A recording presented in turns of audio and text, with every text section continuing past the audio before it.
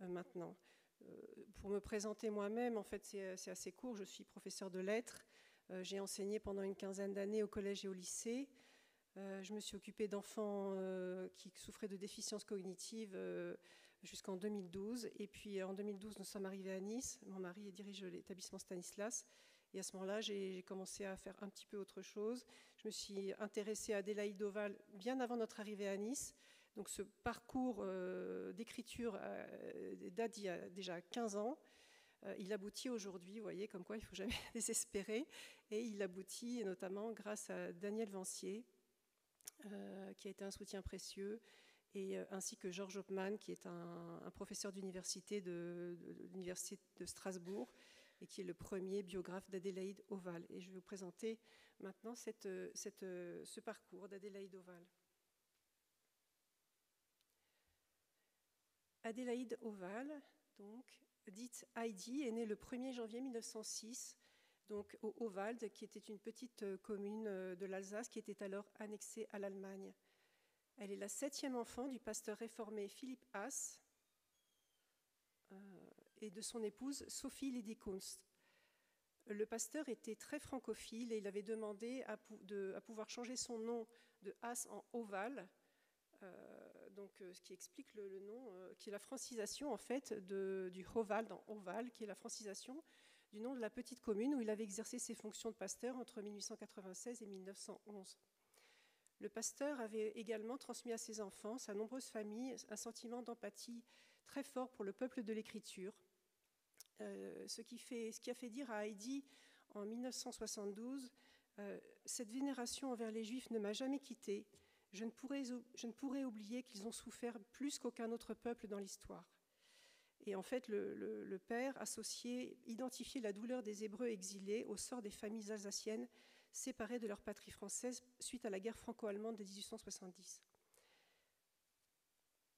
Elle fait ses études de médecine, elle a décidé très tôt de devenir médecin dès l'âge de 4 ans, et elle fait ses études de médecine à Strasbourg. Elle se spécialise en psychiatrie, et elle commence à travailler sous la direction de Charles Sersdorf, qui était à l'époque un grand spécialiste de la psychiatrie infantile. Et elle soutient une thèse sur la localisation des troubles psychiques post-commotionnels en 1934 à la faculté de Strasbourg. Elle fonde avec son frère Philippe Emmanuel un institut pour des enfants qui avaient des retards de développement, des retards cognitifs, et donc elle s'en occupe avec son frère et sa sœur Dorothée, dite Dorette, donc avec une prise en charge globale dédiée à ces enfants jusqu'à l'âge de 12 ans qui ne pouvaient pas suivre un cursus scolaire ordinaire. Elle s'en occupe donc avec son frère que l'on voit ici. Adélaïde est à gauche, Philippe Emmanuel, et Dorothée, dite Dorette, à droite, avec laquelle elle entretient des liens très forts. Et pendant sa déportation, avant d'arriver à Auschwitz, elle va lui envoyer de nombreuses lettres pour lui expliquer ce qu'elle traverse. À fin 1939, Adélaïde décide d'accompagner les malades mentaux qui ont été transférés de la clinique psychiatrique vers le sud-ouest de la France, donc d'abord à Vauclair en Dordogne, puis à Lannemezan dans les Hautes-Pyrénées. Adélaïde n'était ni juive ni communiste, mais elle a été arrêtée en gare de Vierzon fin mai 1942 pour avoir franchi sans laisser-passer la ligne de démarcation. Elle n'avait pas de laisser-passer et donc elle s'est retrouvée là à devoir expliquer, à justifier sa présence sur cette ligne de démarcation. Elle se trouvait interrogée dans le bureau de la douane quand sont arrivés 2 soldats allemands qui, d'après ce qu'elle a écrit, maltraitaient la France en parole. Elle n'a pas pu supporter cela et elle a répliqué face aux soldats éberlués, et cela lui a valu 6 semaines de prison. Elle s'adressait à eux en allemand.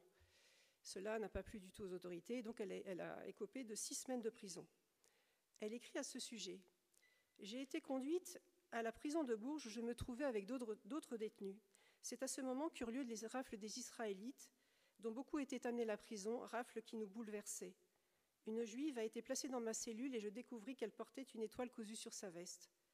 Pour attirer l'attention de la Gestapo, je m'en suis confectionné une en papier, a-t-elle écrit dans ses mémoires. » En fait, elle découvre l'obligation de porter l'étoile juive qui était très récente, qui datait du 7 juin. Premier geste de résistance, elle se confectionne une étoile en papier pour attirer l'attention de la Gestapo. Quelque temps plus tard, la Gestapo vient chercher la jeune juive qui se trouvait avec elle dans sa cellule Et là, elle manifeste encore une fois son indignation. En allemand. « Pourquoi faites-vous cela de marquer les Juifs? Les Juifs sont des gens comme les autres. » La Gestapo lui demande d'abord de retirer ses propos sur les Juifs. « Retirez vos propos et vous serez libérés. » Ce à quoi elle rétorque « Mais enfin, les Juifs sont bien des gens comme les autres. » La Gestapo me dit « Du moment que vous les défendez, vous partagerez leur sort. » Quelques jours après, il lui apporte l'étoile juive avec une bande de toile, donc elle doit coudre sur son vêtement, ainsi qu'une bande de toile blanche sur laquelle on trouve l'inscription « Amis des Juifs ». Le lendemain, elle fut emmenée au camp de Pithiviers. Donc, en principe, elle devait être libérée début juillet, mais son attitude et ses déclarations ont fait qu'elle a été maintenue plus longtemps en prison.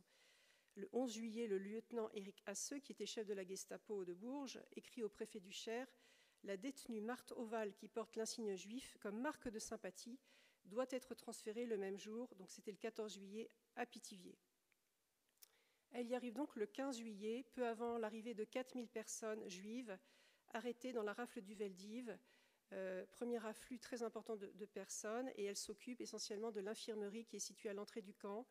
Elle est chargée de détecter les personnes qui sont atteintes de maladies infectieuses et pour les isoler et s'en occuper. Et elle va s'occuper essentiellement des enfants. Donc 13 152 personnes de la rafle du Veldiv. Elle assiste au premier convoi, donc premier convoi auquel elle assiste, c'est pas celui-ci, c'est le convoi numéro 6, dans lequel se trouvait le père de Daniel Vancier, le convoi numéro 6, qui quitte Pithiviers le 17 juillet 1942 à 6h15. Le 8e, pardon, je vais un peu trop vite. Voilà, le 8e convoi de déportation sur 928 personnes, 94 survivants à la déportation. Et puis ce convoi numéro 14, qu'on a appelé le convoi des mères, dont vous avez vu des scènes dans la rafle par exemple, le plus terrible est celui du 2 août. On sépare les parents des enfants, ces derniers doivent rester au camp. On se représente ce que cela signifie lorsqu'on sait qu'il y en avait 1200. Seuls les enfants au-dessus de 15 ans peuvent accompagner leur famille. Scène abominable, a-t-elle écrit dans ses mémoires. Elle écrira également que la France ne pourrait à ses yeux jamais se relever d'une honte pareille. Elle s'occupe des enfants, en fait, après ce convoi, elle s'occupe des enfants pendant 3 semaines, et en particulier des soins nocturnes. Donc ces 1200 enfants qui sont privés, séparés de leur mère, c'est elle qui s'en est occupée, en fait, pendant les 3 semaines qui ont suivi, avant que ces enfants soient eux-mêmes déportés. Pendant ce temps-là, sa famille fait des démarches pour qu'elle soit libérée. Sa sœur Dorothée écrit au maréchal Pétain le 9 septembre « Je vous demande, monsieur le maréchal, si la France ne pourrait pas faire quelque chose par votre intermédiaire afin qu'elle nous soit rendue, mais ma sœur ne rétractera sans doute rien de ce qui lui a causé ce préjudice temporel. » Cette lettre, on ne sait pas si elle a été lue, il n'y a pas eu de réponse. Et en fait, cette lettre dit vraiment qui était Adélaïde Oval, une femme qui ne renierait pas ses convictions. Sa sœur savait qu'elle ne pourrait pas revenir en arrière. Et effectivement, c'est ce qui s'est passé. C'était quelque chose d'impératif pour Adélaïde que de rester dans ce camp et soigner ces personnes qui étaient enfermées. Elle l'a vécu véritablement comme une mission. Début novembre, elle est envoyée à la prison d'Orléans où on lui fait subir un jugement, enfin ce qu'elle appelle un simili-jugement, c'est-à-dire qu'on lui fait croire qu'elle est anarchiste et que donc elle doit être déportée à cause de ça, alors qu'elle n'a jamais eu d'engagement politique quelconque. Et elle explique c'était très dur cette période, j'ai été modérée bien que conséquente et eux ont été âpres car il le fallait pour leur cause. Et elle espère toujours être libérée malgré tout. Elle se dit, mais ce n'est pas possible. Et donc, elle se pose plein de questions et elle espère que le miracle va se produire. Elle dit, le miracle peut se produire encore, mais on peut aussi se tromper. Mais il y a eu des signes précurseurs. On est venu prendre le peu d'argent qui me restait encore.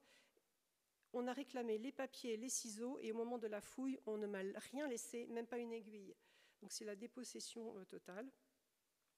Et elle est envoyée, après ce simili-jugement, donc au fort de Romainville, où elle retrouve donc les 230 femmes déportées, pas déportées, qui vont être déportées, 230 femmes résistantes communistes, assez connues à l'époque, Charlotte Delbo, Danielle Casanova, Marie-Claude Vaillant-Couturier, et elle forme avec ces femmes donc une communauté très liée par une fraternité qui dépasse leur clivage, en fait.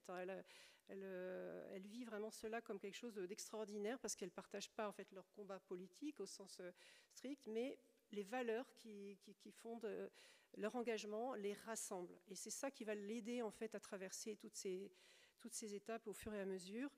Donc, et elles sont déportées ensemble donc, par le convoi dit des 31 000, qui est le numéro du matricule qui leur est attribué à leur arrivée à Auschwitz. Donc, le 24 janvier 1943, elles partent de Compiègne et là, elles sont envoyées à Auschwitz dans des wagons à bestiaux. Et Adélaïde Oval aura le courage de rire de cette situation, si l'on peut dire, c'est quand même assez étonnant. Elle a dit « Moi qui rêvais depuis toujours de voyager sans bagages, j'étais servie ». Elle garde une sorte de foi résolue à contre-courant totalement et toujours optimiste jusqu'à ce qu'elle arrive à Auschwitz. En fait, elle espère jusqu'à l'arrivée à Auschwitz qu'elle pourra faire quelque chose, inverser le cours des événements jusqu'à Auschwitz. Mais elle arrive à Auschwitz le 27 janvier 1943 et là, ce premier contact avec la réalité d'Auschwitz la sidère totalement. Elle explique « On nous fait descendre une plaine immense toute en neige, du brouillard, des corbeaux. Nous croisons des files d'hommes aux costumes rayés, puis des femmes, têtes rasées, des faces hébétées, fils de fer électrifiés qui se perdent à l'infini. La détresse menace de nous envahir et comme par défi, toutes nous chantons la Marseillaise avant d'entrer. » Voilà, et ce qui va leur valoir beaucoup de rétorsions, puisqu'à ce moment-là, l'une des femmes tondues se met à taper dans le tas. Adélaïde est extrêmement surprise de voir des détenus qui tapent les leurs. Pour elle, c'est quelque chose d'incompréhensible.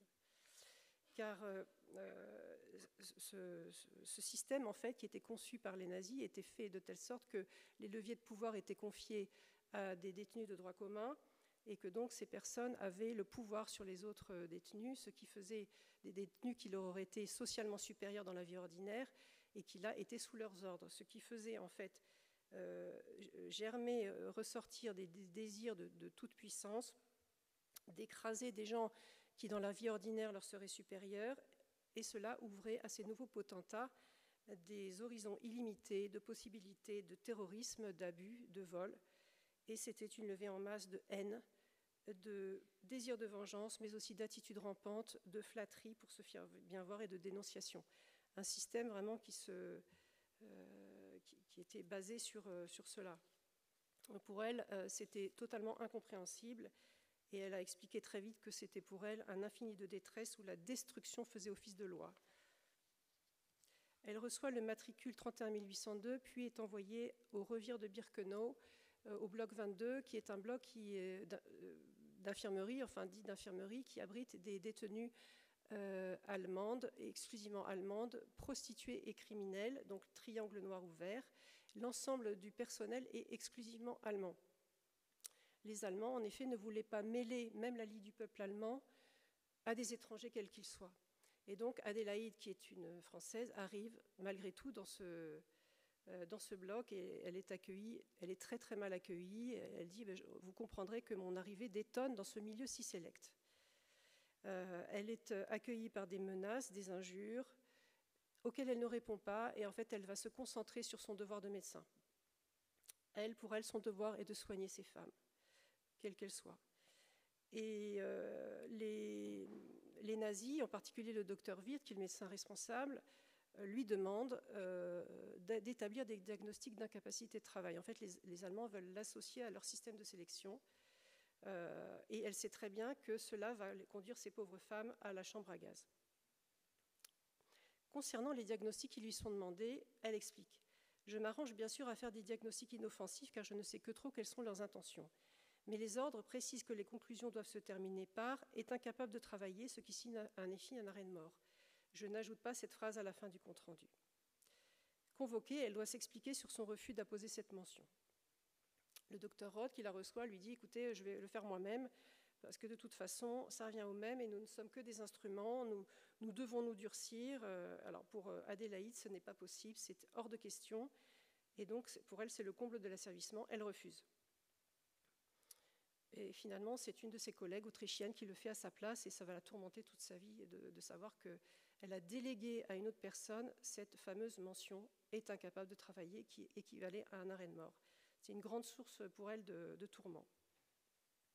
Le docteur Wirth, donc le médecin qui était médecin responsable du camp d'Auschwitz, lui demande de faire de la gynécologie médicale, de la gynécologie tout court, avec lui au bloc 10 du camp de base d'Auschwitz, dans lesquels les médecins nazis Eduard Wirth, Karl Klauberg et Horst Schumann s'adonnaient à des expériences dites médicales, en particulier de stérilisation sur 400 à 500 cobayes juives. Donc tous ces médecins en fait utilisaient le camp de concentration comme un lieu de recherche et les personnes qui y étaient, les déportés, constituaient le vivier d'expérimentation pour leurs travaux de recherche. Et donc le sujet du moment pour eux était la stérilisation. Donc Karl Klauberg, qui travaillait sur les hormones sexuelles féminines, avait essayé d'inventer un produit pour injecter un produit caustique dans l'utérus pour boucher les trompes des femmes. Eduard Wirth travaillait sur la détection des cancers, des lésions précancéreuses du col de l'utérus, ce qui conduisait en réalité le plus souvent à mutiler des femmes puisqu'elles étaient opérées sans être du tout malades, et en fait on leur prélevait le col de l'utérus. Et donc surtout ces pauvres femmes étaient laissées sans soins post-opératoires et elles mouraient dans des conditions terribles. Et Horst Schumann travaillait sur les irradiations d'ovaires qu'il faisait suivre d'ovariectomie. Donc en fait il faisait subir à ces femmes des radiations assez hasardeuses avec un matériel hasardeux, et donc il lui arrivait de brûler les intestins, d'autres parties du corps que les ovaires, et donc les femmes repartaient, elles ne pouvaient pas survivre à ces douleurs terribles, et donc qui étaient en plus suivies d'une série d'opérations qui destinaient à les empêcher de donner vie, en fait, de donner la vie. Donc Adélaïde manifeste immédiatement son refus. Je suis troublée car voilà une chose à laquelle je ne veux pas participer. Je dis, j'y suis absolument opposée. Étonnement fin ou réel de ce qu'un médecin puisse être l'adversaire d'une méthode de sélection assurant une sauvegarde de la race. Je réponds que ceci est fort discutable. On me demande mon avis sur la stérilisation. Je réponds, j'y suis absolument opposée. Puis la discussion s'élargit, on parle des Juifs. Je ne puis m'empêcher de lui dire que personne n'avait le droit de disposer ainsi de la vie des gens. L'effet semble immédiat, on ne me parle plus d'aider le professeur, Klauberg. Mais ce n'est qu'au temporaire car d'autres vont se présenter à elle avec les mêmes intentions. En particulier, un médecin nazi, Horst Schumann, qu'elle décrit comme étant un homme sans scrupules, la face de brute, le type du nouvel idéal raciste germanique, veut la forcer à réaliser des narcoses sur de très jeunes filles juives grecques qui avaient entre 16 et 18 ans, très très jeunes filles, avant de leur faire subir une ovariectomie. Elle refuse et est dénoncée à Eduard Wirth. Celui-ci la convoque en présence de plusieurs SS armés. « Est-ce vrai que vous avez refusé d'aider aux opérations, de faire des narcoses ?»« Oui. Pourquoi ? Parce que c'est contraire à mes convictions. »« Ne voyez-vous donc pas que ces gens, les Juifs, sont tout différents de vous ?» Je ne puis m'empêcher de lui répondre que bien des gens sont différents de moi, par exemple lui-même. Cette réplique a été ensuite qualifiée de foudroyante lors d'un procès célèbre à Londres en 1964, où la parole d'Adélaïde a pu être libérée. Elle a parlé de ce qu'elle avait vécu à Auschwitz, et sa personnalité a véritablement impressionné les juges. Et Wirth était abasourdi, il n'a pas réagi. Adélaïde a commenté sa réplique dans les années 60 auprès de Jean Rosenthal, qui fut compagnon de la Libération, et il a mené un entretien avec elle, un entretien qui a été publié dans l'Express en 1964. Elle lui a dit « Vous savez, je suis spécialisée en psychiatrie, et souvent, le comportement des Allemands m'a rappelé les attitudes psychologiques de certains arriérés. Au fond, ce sont des faibles qui cherchent toujours à dissimuler leur faiblesse sous des rêves de compensation. Si on leur tient tête, ils sont sans réaction, ils sont démontés. » C'était fort quand même. Après cette discussion, Adélaïde déclare « Ma conviction est faite, je ne puis plus me prêter à l'exécution de leurs ordres. » Alors il faut dire que c'était un lieu absolument lugubre, et donc en fait, à l'étage du bloc 10 qui se trouve à droite, donc vous avez le bloc 10, le bloc 11, et la cour des exécutions au milieu. Et les nazis avaient mis des planches de bois sur toutes les fenêtres du premier étage pour empêcher les femmes de voir ce qui se passait dans la cour des exécutions.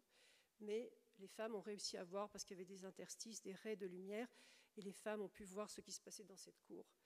Et c'est absolument terrible. Donc Adélaïde, je ne peux pas rester ici. Et quand elle accueille le médecin Dorota Lorska, elle lui dit les Allemands ne permettront pas aux gens qui savent ce qui se passe ici de reprendre contact avec le monde extérieur.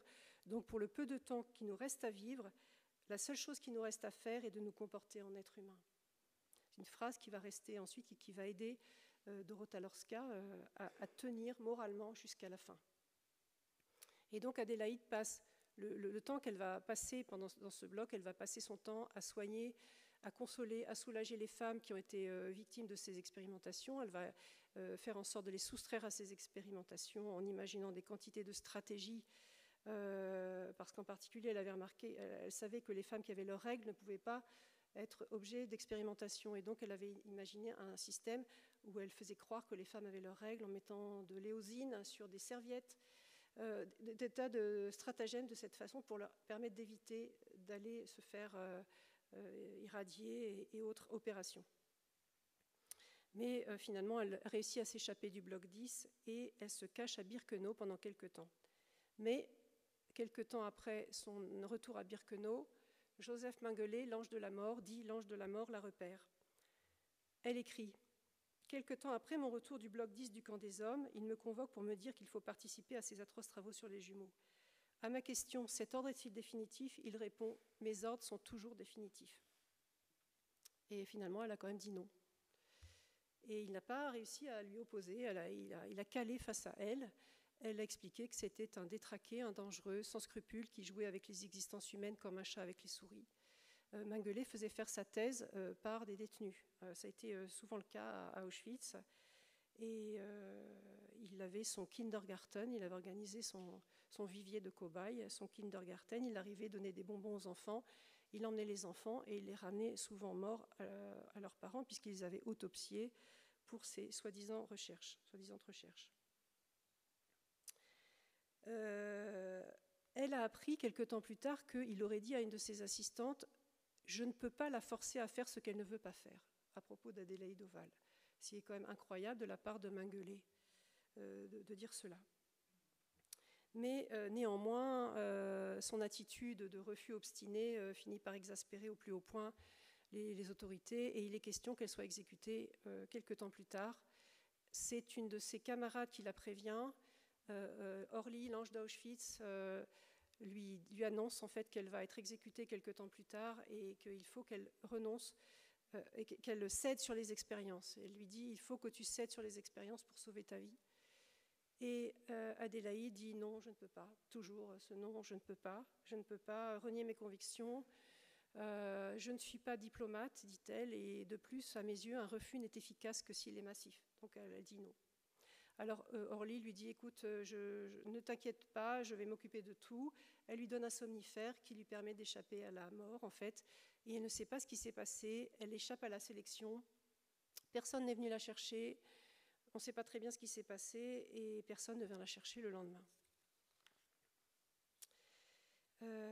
Mais cependant, elle craignait qu'une autre personne ait pu être livrée à sa place. Ça quelque chose qui l'a beaucoup tourmentée dans la deuxième partie de sa vie, de savoir si finalement ils avaient besoin d'un quota et que quelqu'un d'autre avait pu être pris à sa place. Elle dit « Nous sommes absolument impuissantes à arrêter cette marche d'horreur. Et puis regardons-nous, nous ne faisons rien et pourtant nous sommes également responsables de ce qui se passe. » Elle est très culpabilisée alors qu'elle passait son temps à se battre. Fin 1943, elle est atteinte du typhus, elle ne s'en remet qu'en mars 1944. Les nazis venus à son chevet ont dit, paraît-il, elle va mourir parce qu'elle ne nous a pas obéi. Et finalement, non, elle ne meurt pas, elle guérit de ce typhus et elle est transférée en août 1944 au camp de Ravensbrück, où, avec quelques-unes des survivantes des 31 000, elles ne sont plus 49 survivantes sur les 239, et affectée à l'un des blocs de l'infirmerie où elle est de nouveau confrontée à des médecins nazis, Percival Traité, un individu répugnant, qui se complaisait dans la bestialité et la brutalité, qui se faisait un malin plaisir d'interroger Adélaïde sur ses origines, sur le fait qu'elle était française, etc. Il savait très bien qu'elle était française, mais il voulait qu'elle lui dise, pour ensuite devoir lui répondre « Ah, les Français, ce sont des dégénérés, ce sont des esclaves des autres peuples, et de toute façon, jamais ils ne joueront un grand rôle dans l'histoire. » Ce à quoi elle lui a répondu L'avenir le montrera. Effectivement, l'avenir l'a montré. Et Adolf Winkelmann, surnommé le bourreau, qui lui faisait ses sélections, donc toujours ces fameuses sélections où un quota de femmes malades était envoyé à la chambre à gaz. Et il pimentait ses sélections avec différents procédés sadiques. Un jour, il écrivait les noms de celles qui allaient rester. Le lendemain, il écrivait les noms de celles qui allaient partir à la chambre à gaz. Et donc, les femmes ne savaient jamais si elles étaient sur la liste qui restait ou sur la liste qui partait. Adélaïde met tout en œuvre pour protéger ces femmes. Elle falsifie, voilà son rôle, un rôle très important qu'elle a mené dans cette infirmerie, dans ces infirmeries, c'est de falsifier les feuilles de température auxquelles les nazis accordaient beaucoup d'importance. Parce qu'elle écrit, ce sont des instruments redoutables selon ce qu'ils contiennent, un diagnostic dangereux et camouflé, il faut doser les degrés de température, en inscrire à celles qui n'en ont pas, la supprimer à celles qui en ont. Les résultats des analyses de laboratoire doivent être exagérés, supprimés ou inventés selon les cas. Et donc elle jongle comme ça, sans cesse, avec les feuilles de température, les diagnostics. Elle devait garder en tête exactement quelle était la situation des malades. Et elle a réussi à sauver beaucoup de personnes grâce à ça, mais certaines, malheureusement, elle n'a pas pu réussir à les sauver. En particulier une petite jeune fille de 18 ans qui avait la gale. Et elle a voulu la présenter couverte de quantité de fichus, etc. Et en fait, les médecins lui ont demandé de se dévêtir totalement. Et comme elle était couverte de gale, elle est partie à la chambre à gaz. Adélaïde est envoyée après quelques semaines donc, dans une usine de munitions où elle soulage des femmes qui ont été brûlées par le maniement de produits explosifs. C'est une usine de munitions Hermann Göring, un travail extrêmement dur où les femmes travaillaient absolument sans répit. Et donc elle les accueille à l'infirmerie. Elle met à disposition des lits de plus en plus nombreux, 5, 10, 20, 50, 100. Et à la fin, 200 personnes, 200 femmes, grâce à elle, ont pu venir se reposer à tour de rôle au Revire.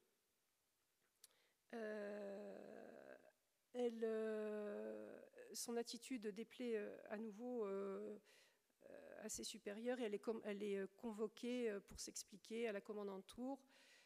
Et là, donc c'est un témoignage qui nous a été donné par Geneviève Leider, qui était une de ses compagnes, et qui a entendu la conversation qui s'est tenue. Elle s'était mise sous les fenêtres, elle entendait ce qui se passait entre le nazi et Adélaïde Oval, et elle a raconté donc ce qui s'est passé.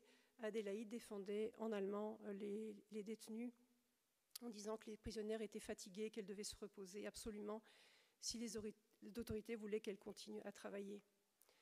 Elle ajoute « Monsieur le commandant, vous pouvez faire de moi ce que vous voudrez, mais une chose est certaine, et vous le savez, de nous deux, le vainqueur, ce n'est pas vous. » Finalement, donc, alors ça c'est le procès, oui, c'est le procès de Londres, donc elle va expliquer un petit peu les ressorts psychologiques, comment elle a analysé les comportements des Allemands, ce qui est un témoignage unique en fait sur la psychologie des camps de concentration. Et le 30 avril 1945, le camp de Ravensbrück est libéré. Elle décide de rester 2 mois supplémentaires pour s'occuper des derniers malades intransportables. Elle aurait pu partir tout de suite, mais elle a dit non, je veux rester jusqu'au bout. Et donc elle va soigner les dernières malades intransportables jusqu'au début juillet 1945 avec Marie-Claude Vaillant-Couturier. Voilà. Et là encore, elle va continuer à sauver des vies, même si le camp était libéré, elle va continuer à sauver et à soigner ces malades. Elle disait un médecin ne peut pas abandonner ses malades, quelles que soient les circonstances. Elle aura passé 37 mois de déportation et elle est évidemment très très affaiblie en sortant de Ravensbrück. C'est une photo donc, qui vient des archives de la famille Oval.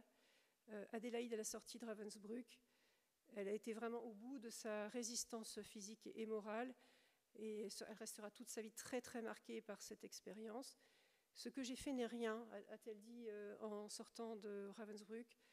Par ailleurs, si j'ai eu la chance d'avoir eu la possibilité de refuser, comme vous le lisez, ce ne fut certainement pas grâce à moi-même, mais simplement parce que j'avais en moi quelque chose qui me disait qu'il y avait bien plus important dans la vie que de sauver sa peau. Et elle va recevoir plusieurs distinctions, la Légion d'honneur en 1945. Elle mettra très longtemps à obtenir son statut de déportée résistante, 18 ans, parce qu'elle devait fournir les preuves de sa résistance. Ça a été très difficile pour elle devoir expliquer qu'en fait, elle avait vraiment résisté à Auschwitz. Et l'État considérait que, non, comme elle ne faisait pas partie d'une filière particulière, elle a dû prouver qu'elle avait résisté. Ça a été très dur pour elle de le vivre.